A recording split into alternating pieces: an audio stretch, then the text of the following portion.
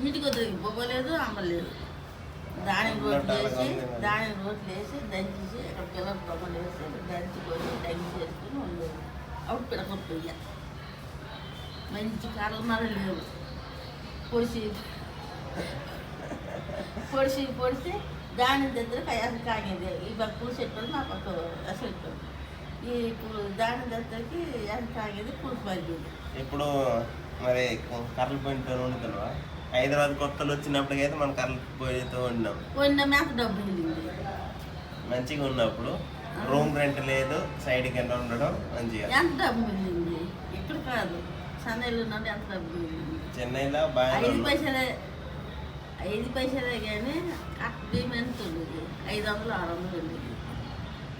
కానీ ఇక్కడ హైదరాబాద్ వచ్చి ఇల్లు అది కట్టడం, ఇల్లు కిరాయి అది కాదు, రేట్లు పెరగలేదు. అది చెప్తున్నాను ముందు.